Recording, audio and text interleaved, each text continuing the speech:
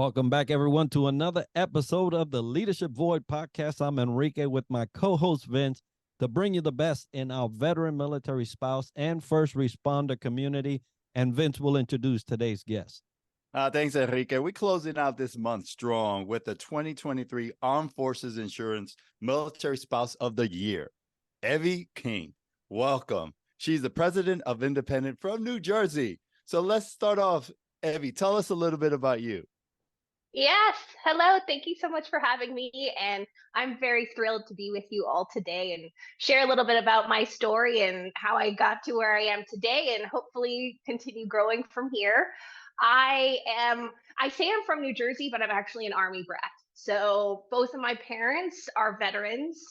Although my mom got out when she wanted to start having children. I was born in Colorado on an Air Force base out there, funny enough, even though my dad was Army. And, we traveled around the world. I lived in Turkey before he got out. And then my dad left the military in the 90s, back when they were downsizing. The Army likes to grow and shrink and grow and shrink. And we stayed in New Jersey. So my formative years were spent in New Jersey. And then now I'm a military spouse myself, even though I'm the only one of my siblings who said that the military life was not for me. So it's kind of ironic because I'm also the only sibling, I'm one of 6, who is married to someone in the military or connected to the military. So my dad's very happy that at least one of us still has that connection. Happy indeed. I know that following on a military structure or military community, it's very important for those of us that served. Vince and I both retired, and I'm still looking. I got 6, but so nice to see that you continued at least in tandem with a military spouse, and you're continuing that legacy. Now, you mentioned InDependent, so tell us a little bit about that. Yes. So InDependent is a nonprofit, and we work to make wellness accessible for all military spouses, all branches of the military. We say, once a military spouse, always a military spouse. So if your spouse is retired, veteran, Gold Star, it does not matter to us. We want you to be able to use the resources that we provide. And currently our all volunteer team works alongside mental health, nutrition, and other wellness professionals to create educational programming, tools, and resources that support holistic military spouse well-being. And we believe by focusing on the heart of the home, which is the military spouse, is how we also influence our service members and our future generations, our children in the military as well, in their well-being. That's phenomenal. I was writing down focuses on the heart of the home because that right there resonated with me, right? So you are the pillar of the structure of the military family. So thank you for everything you're doing. We'd love to hear from you now about any entrepreneurship challenges or lessons learned based on what you do in the nonprofit arena. Absolutely. I honestly had no dream to become an entrepreneur or do anything like this. It sort of happened. My background is in finance, and I went to college with a dream of working, in a corner office somewhere, making big decisions for a corporation. That was something that I was really excited about doing. And before I married my spouse, I was sort of on track to do that. I was getting promoted every year, year and a half. I ended my first career before I got married being the main financial person at a glass manufacturing plant. So every day, I was talking with the plant leadership to make big decisions and to partner with them so that, we could accomplish our goal as a manufacturing facility. But then I got married, and like most military spouses know, no surprise to, well, I hope no surprise to anyone who's listening to this, that changed the trajectory of where I planned on going. And honestly, I am so grateful for it because I love what I'm doing right now. I have learned that being a military spouse requires us to take care of our whole person. And often we're so focused on taking care of those around us that we put ourselves last. So to be able to lead a team whose entire mission is supporting those who, are the foundation, I believe, of the military community is something that I'm just very grateful for. And I have amazing team members. Now, the challenges that come along with that is we are a fully virtual team of military spouses living all over the world. And I love that, but at the same time, it can be very difficult. Right now, we have board members in Japan, the United States, and me here in Germany. We schedule our board meeting for 7:30 in the morning on Eastern Standard Time. So finding time for all of us to meet, because as much as we have so many digital tools to, continue projects and work when we're awake and still communicate, you still do need to meet and have some of those discussions. And I would say that sometimes that's the most challenging, is ensuring that projects are moving at a speed that's not slowed down by the fact that we're sometimes so geographically separated by time zones. And then also just military life. We have had our entire board PCS at the exact same time, and an organization cannot just stop moving when their entire leadership is in transition. So how do I as a leader in a wellness nonprofit make sure that my team is also taking care of their well-being when we are experiencing the same challenges that we're trying to support in those that we serve? So I would say that that's kind of been the biggest challenge for me, is balancing my own team's well-being needs with those of the community, and then also trying to accomplish everything that we're trying to do as a currently all volunteer nonprofit. A challenging and dynamic scenario there for sure, as you're Yes. trying to support military spouses, their transition. Your complement is also requiring that. So you get a double dip on the services there. Congratulations for that, and being able to navigate that, because I know that it is very challenging. So what's on the horizon for InDependent? Well, we just celebrated our 10th birthday. So not as a nonprofit. We only became a nonprofit in 2018. We started as, I like to call, a grassroots blogging, group talking about health and wellness for military spouses. But we've been around for 10 years.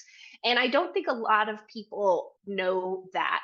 And so for the next 10 years, we're really focusing on positioning ourselves as the wellness the wellness resource for military spouses.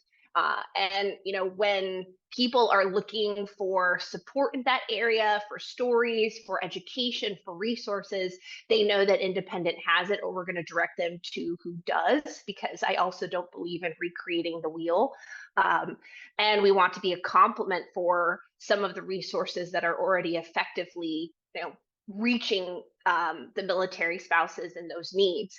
So that's sort of what's on the horizon for us. We are going to be the experts in the military spouse space. And so that's why I mentioned earlier that we're working alongside, mental health, nutrition, and other wellness professionals, because in order to be that trusted resource, we also need to have, that credibility behind us. And health and wellness is a crucial element of a successful military community, but we're also dealing with human bodies and everything like that. So it's important to make sure that what we're sharing with the military spouses is something that's also credible and backed by science.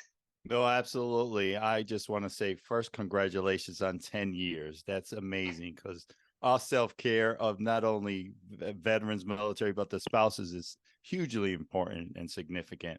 Now, you've been in the financial world, and here you are as a president, right? So what do you do to sharpen your skill sets that aid you to thrive in your professional life? Yeah, so I think everyone will say, or I hope that we all say, that we're constantly learning, right? I never think that I've reached the pinnacle of leadership. I am learning from every single member of my team, even those that may not consider themselves leaders. And that really came from a book that I read that was How to Lead When You're Not in Charge. And it talked about influence and how we all have influence. And leadership doesn't just come from being in a position of leadership, but in taking those situations that might come up and stepping up and leading when needed. And so I don't know, I'm just always curious, and I'm always pushing myself to be a little bit uncomfortable and to actually also put into practice the things that I'm learning around me. Um, One of the most important things I think that I can do is also model the values that we're trying to, live within Independent. And one of those is stronger together. But that stronger together value has a lot to do with our health and wellness. And as a leader, I think some of the hardest things, but the most important things that we can do is live what we are telling our team to do. So when I'm telling my team to take care of their well-being, I'm doing that myself. And so that requires me then to be good at prioritizing. And that's not always the case. So I, am listening to different podcasts and I'm talking to other leaders about like, how do you prioritize what is happening in your life so that you still can be an effective leader? And then I'm doing it. And I think that that is probably the scariest, is when you actually put those things into action. But how can you sharpen your leadership skills if you're not actually practicing the things that you're learning? So yeah, I don't know. I hope that was sort of the answer you were giving. I was like, oh, I should talk about like books that I've read and podcasts, but I don't know. To me, I think the biggest ways to sharpen your skills is you can listen to as many podcasts as you want. You can read as many read as many books as you want. You can have conversations. But if you're not actually trying to implement those things, then you're not sharpening your skills. Well, actions do speak louder than words. And in leadership, that's where it's at. So, leaders Yes. out there listening, if you're not acting what you're learning, then I don't know what you did. But Right. great point there. And so, I wanted to ask you, as you're seeking out this leadership content from different sources to make yourself better, there are others that are listening to you now and trying to make themselves better as well. So what advice did you receive that as you was growing up that you would like to pass on to an emerging leader today? Don't be afraid of feedback. I think we often are afraid to give feedback, especially for me. I work with a lot of volunteers who often Independent is the first time they're being given an opportunity to work in a professional setting. Maybe because military life has pulled them away from what they have done in their previous professional life, and they're wanting to come back and start honing some of those skills. So we really consider ourselves a professional volunteer opportunity. And I never want someone to feel deflated after receiving feedback. But at the same time, I don't think people can grow if we don't give them opportunities to improve. And I have noticed that not only have I respected my leaders more when they have given me clear and kind constructive feedback, where they really are trying to help me be a better version of myself. But my team members and I, our relationship also deepens and we become a much stronger unit, because they know that they can come to me and really ask a question and know that I'm going to answer it, honestly. But I say clear and kind because it's not just about like being blunt. The delivery is extremely important. You're still dealing with a person. And so something that I've sort of learned from that is when I have one-on-ones with my team members, I have them tell me how they like to receive feedback. We all receive feedback differently, and sometimes that has to do with how we were raised and how we were disciplined. And so for some, feedback can like really get you to have a physical reaction, and so I don't want someone to have that. So I ask them like, okay, we're going to have times where I want you to feel comfortable telling me what I can do to improve or to help you. And same, right? We can't grow as an organization if we're afraid to give each other that feedback. And that also includes positive feedback, because I think that that is just as strong. Giving that positive reinforcement is important, because otherwise people don't know what it is that they're doing. And it's not just good job. It's, again, being clear and concise with what it is that you're giving that positive feedback for, so that they can continue to do that. But yeah, I don't know. I think that what I've seen in my life, and what sets a leader apart from another leader, is how they give feedback to their team. And it is, again, it's something that can be a little bit uncomfortable, but I have just seen so much good come out of it now, that while I am preparing for those conversations, I still get a little bit nervous, but at the same time, I know that it will always be worth it. So don't be afraid of giving feedback, and don't be afraid of receiving feedback, especially when it's something that is important. And to me, what we're doing at Independent is important. So I never want someone to be afraid of telling me how I can improve or do better, because they're afraid of hurting my feelings. Like, no, we're doing this for the betterment of the team, the betterment of the organization, and the betterment of the military spouse community that we're serving. So if we're coming at it from that good place, then only good can come from it. Oh, you said it right there. Giving feedback, receiving, or, giving it or receiving it is so important. But, the diversity of thought is very, very crucial at the delivery state, as you mentioned. Yes. You talk about all this. It sounds like, this is the epitome of inclusion, right? Inclusion is being kind, clear, and understanding and positive about being inclusive of all those thoughts that are around us to make the team, to make the culture. So love everything you have said, all the advice you gave. Now, how about a memorable leadership aha moment that you've had that you'd love to share with our audience today? Yes. So it has to do with running a nonprofit. Honestly, it is when I realized that a nonprofit is still a business. And it changed the way that I approached how we structure things, how we work on our programs, how I have conversations with partners, the expectations that I have for my team. I think before, not viewing it that way was holding us back. And unfortunately, it was only recently where I really started to look at a nonprofit as a business, where it opened so many doors for opportunities that I never looked at, because I was like, oh, well, that's something for entrepreneurship. I'm not an entrepreneur. I'm just running a nonprofit, right? I'm not running a small business. I'm just running a nonprofit. And now I really see that we are a nonprofit because our profit is measured in impact, not in dollar signs, right?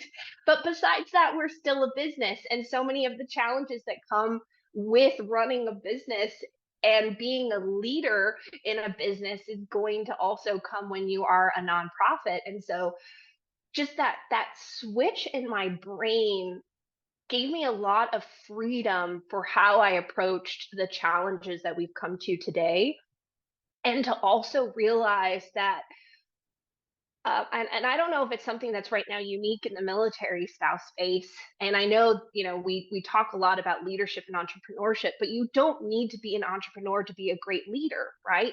You don't need to be a founder and to start something to make an impact. There are so many organizations, especially if you want to go into the nonprofit space, that are doing incredible things and could use the skills that someone provides. And so I also sort of encourage people from that aha moment, because a nonprofit is a mission. And at this point, as president, I spend more of my time leading the team and talking with partners than I do actually working on any of the educational programming. So I've sort of moved far away from it. And sometimes I think that people want to still have that level of like hands so far into the day to day, but I can't do that anymore. But that doesn't mean that if you are in that, and maybe you're lending your skills to another organization that's working on something that you're enthusiastic about or want to make an impact in, you don't need to be a founder in order to do that, and you can still lead from wherever it is that you're putting your time and your efforts. And again, I think that goes back to leading when you're not in charge, right? You don't need to always be in charge in order to lead. Another aha moment was realizing that I needed something outside of independent where I wasn't leading. And so the job that I have right now, I'm responsible for me. So I work full time outside of independent because, like I mentioned, it is a fully volunteer organization at the moment. And yeah, the job that I have, it gives me fulfillment in the things that I need. And I am in charge of me. And that's something that I really need in order to be a leader for my team at Independent. And so sometimes I think it's important for leaders to not always lead, and it's okay sometimes to, I don't like the word just follower, but I think it's okay to lend our efforts to support someone else's, leading in a certain situation. Well, two great aha moments there. One, definitely as business owners, we understand that thought of, hey, this is a nonprofit, it is a business. So good for you to get to that point, because it really does make a difference for the Mm, trajectory of your business further on. So great points there. Now, you mentioned some of those challenges, right, that you yeah. face. At first, we started with some, and now we just kind of talk about them briefly here. But what are certain strategies that you use with yourself or your team to deal with those times of change and challenges? One of the things that I have learned from courses that I've taken and conversations and just experience is that change needs to be a group effort. So I can't just come into independent one day and be like, okay, this is what we're doing, right? There needs to be buy-in from the team. That's also not the type of organization that we're trying to build. And so when we want to create change, so when I'm talking about this 10-year, change from like, oh, we were just this grassroots blogging group, kind of like cute, but still wanting to make an impact, to no, we want to be known as the military spouse, wellness nonprofit. Um, it's bringing the team in and deciding what does that look like for us as an organization, because I can't lead if the organization doesn't have the same buy-in to where we're trying to go, especially those leaders within the organization who are helping us get there. So it's a lot of conversation, it's a lot of talking. We've set a really good foundation with the idea of being open to feedback, that we can have some of those crucial and difficult conversations as a team. We're not afraid of sometimes having, I'm also not afraid of conflict, but sometimes there can be conflict when you're talking about some of these big moves and the roadmap on how to get there. But we do that in a clear, kind, and respectful manner. We grow as an organization. And then because we have that buy-in, and then we're communicating that to the rest of the team who are then executing all of those changes, I think it's a lot smoother. I also don't believe in change for the sake of change. So we are critically looking at what we have done and deciding what it is that we want to carry into the next 10 years. And then we're also okay with leaving some things behind that aren't serving the military spouse community anymore. So yes, I think that that's how we approach change as an organization, and that's how I like to approach change, is by getting that buy-in, getting that feedback, and then looking at it critically and deciding like what is best for the organization. There's no doubt in my mind or our mind that Independent in the next 10 years will be doing phenomenal. Hence why you are the 2023 Armed Forces Insurance Military Spouse of the Year. It was so Oh, great thank to you. speak with you, Evie. Evie King, let's tell our audience how to get a hold of you or Independent. Absolutely. So we are all over the internet. You can find us at www.in-dependent.org. Another really easy way to find us is just put in military spouse wellness into Google. We come up. We're probably one of the first to come up. You can email me directly. My email is Evie, EVIE at in-dependent.org. We're on Instagram. We're on Facebook. And yeah, we're on LinkedIn as well. I'm on LinkedIn, and I'm always happy to connect with people on there. Yeah. Outstanding. Well, folks, we will have that as part of the show notes and video for you to get a hold of Evie and her great organization. If you want to get a hold of us at the Leadership Void Podcast, the leadershipvoid@gmail.com is where you'll send that correspondence. If you would like to see a particular speaker or a leadership topic covered by Vince and I, you'll do it by that means. Absolutely. You know, today was all about Evie King, but you know, we are so honored to have our sponsors in our show taking care of us every week throughout the year. VEI, Triple Nickel, and FAVOB. But today, again, the Armed Forces Insurance Military Spouse of the Year, Evie King is here with us in the building, virtually, that is. You know, wish you much success in your future.